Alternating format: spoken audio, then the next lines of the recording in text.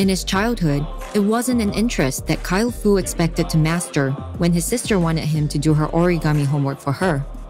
But in the span of 50 years, Kyle Fu gained a reputation as an origami master for his experience in creating new folds, making life-size art pieces, and making it a kind of art accessible to everyone.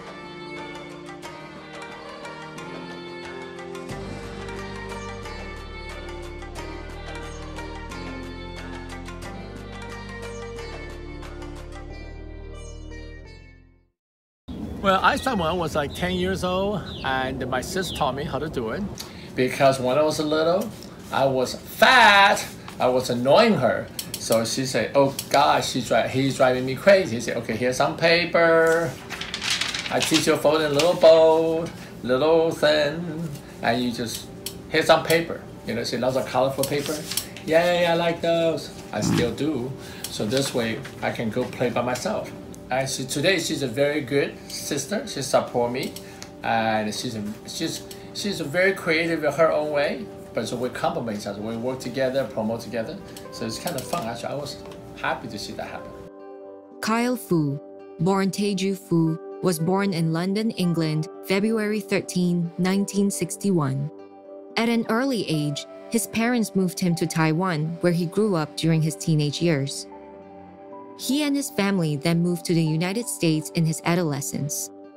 Kyle has a background in not only origami, but also painting, professional framing, and event organizing.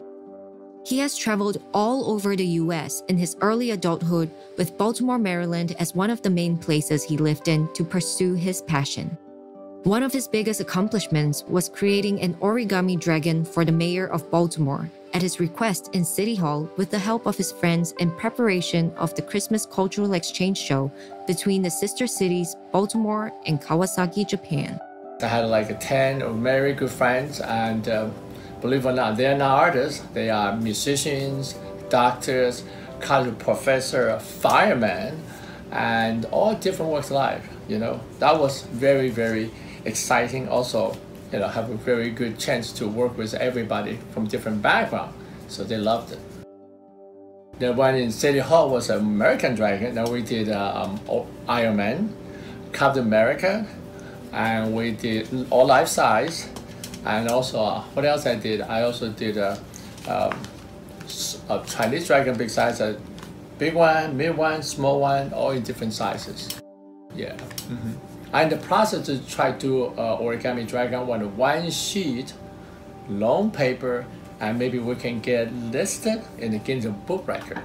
My background was science fiction fantasy illustration, which is you read a story, you pick some scene in the book and illustrating that in an artwork. So it's like you go to the bookstore, you see paperback, books, and that's why I done it for a little bit, not too much. Yeah, because that's a very tough market, so very competitive in New York and everywhere. But I still doing some of my own fine art. I have my own fine art and nothing to do with sci-fi, more about environmental consciousness, how we save the environment through art. Over time, Kyle would develop a reputation not only as an accomplished origami artist, but as an event organizer that helped artists in the communities he lived in, whether it was in Baltimore or in Houston, where he and his family moved to 20 years ago. I focus on education as a heritage, as education, and entertainment. So that's easier for me because I think people enjoy more. You know, instead of being too complicated, too hard, I make it easy, accessible to everyone, all age and group, all racial background. So even you don't speak English, you still can know how to do origami. And that was good. Yeah, that's just, I found out that I was doing Comic Palooza. I have lots of kids showing up, and the parents could be from other countries, you know, Nigeria, South America, Japan, but they committed through the arts. So I think art is a a common language. Anybody can communicate it without have to speak in language. First, we don't have a lot of Asian American artists, okay, and we need more to come out to not just doing art, also doing kind of crossover culture. say origami, Chinese, Japanese, Korean, but we cross over to American. We kind of merge in the American culture together. That's what makes it art, like thriving and so much better, because like evolution, innovation, creativity all combined together. And I like that, it's kind of fun. Well, I like to use easy model. I don't like the real complex model, because I think I want to capture the essence of something, not just look like something. You see, the spirit of the thing instead just 100% imitating the shape and the body, what it look like. And everybody have a different way. Look, like you eat tomato, I eat tomato, so everybody different. So it's not a competition, it's just everybody preference. I like this big, I like this that, so it's okay. Kyle would also get much support from other members of the origami community and notable patrons like the philanthropist Dr. Carolyn Farb. Well, I'm fortunate to know Kyle Fu. I love his work, I love art, and as you can see when you walk through our home, it's looking at you from every place. We're true art lovers. It seemed that everywhere I went, I saw Kyle. Maybe it was a fashion show, reading a newspaper, looking at art, visiting a gallery. Everywhere we went, we saw Kyle Fu and his sister. You never know how an idea is going to come to you. And certain people extract these ideas. And Kyle and I are very much on the same plate and the same wavelength. And wonderful things come out when we talk about to do this or to do that. Melodious colors, sounds, descriptions. And then the magic of these flying cranes and how much people look at them and want to know all about them and watch them dance in the wind. It's hard to say how they come out. They just do.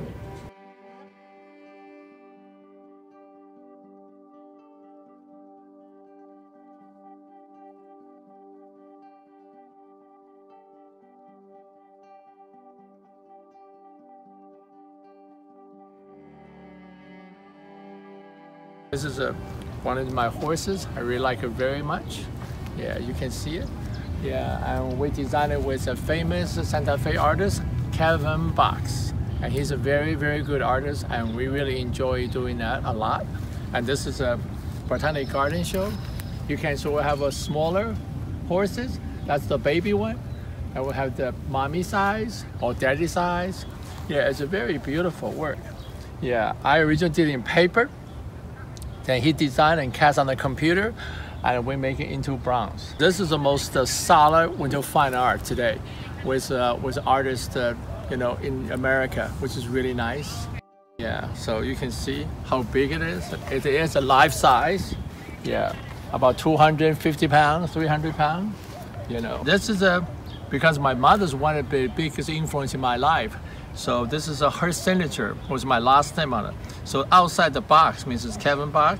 Inside the characters is a Chinese easy easy handwriting of my last name Fu, which is great. Yeah. So it's to memorize my mother's support, all my life, which is wonderful. Life size is one of my biggest hobby. I like it big. I think impress people a lot, and kids love it, and I enjoy making them big. So have a stronger influence in people visually and memorize it. Oh, I saw something really big. And that kind of give people register a very, very positive way. Bigger than life, and make it more entertaining and make a history. I think there's only origami bronze life size in the world. I know of it. Most of the time maybe did it with paper, but I should use bronze. I think Kevin Box was the first one ever done it with this kind of size and this kind of magnitude. And the show is at San Antonio Botanic Garden. We've been here for 6 months.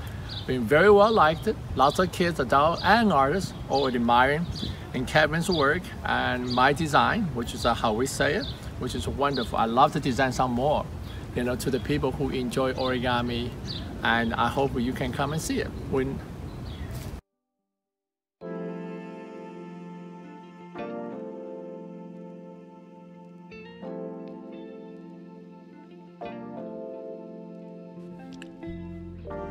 Origami Iron Man was created after I created Origami Zombie, and I always had a Comic-Palooza, a Houston comic convention, and the kids loved it. So I decided, I can do the human structure of a zombie. Maybe I can try something. So I decided to pick up Origami Iron Man because I like it, and also it's robotic. It's a perfect origami geometric shape and design. So I fold a little one, show it to people, and my sister Kate, can you make it bigger? I use metallic paper, gold and red, make it beautiful.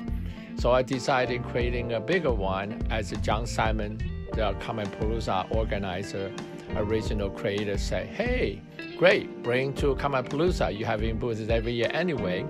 Alex, who was working for Houston media source, said, hey, I would like to document that and promote your origami and a Comic-Palooza all together. Is that great? Bring more people come out and support. So after I created, I showed everyone. The documentary was being also made by Alex. He did a wonderful job, and we got a lot of very positive feedback. So John said, hey, you know, there's a new movie come out about Iron Man. Why don't we present it there? See what they have to say. Maybe you can display there. So I said, oh, sure, this is a great opportunities. I would love to do it if they allowing me, if my origami design was good enough. And John contacted them, then responding very positive. They sent me a little sticker and like a Marvel sticker. It's really cool. And I'm just like so excited, over the moon. I'm part of Marvel universe now. And Disney actually officially approved. So we decided to display it at the premiere, which in Houston, a Marquise, a beautiful, beautiful theater. The manager working with this. It was a middle of a summertime, kind of hot, humid. We put it up, set it up. People walk around taking pictures. That also was a part in the documentary done by Alex. So I just so excited because see something, how people responding to origami, how positive taking picture. It's just wonderful.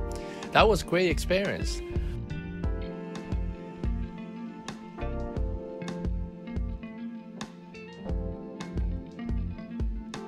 What's next for Kyle is his plan to do more to empower the community in the arts.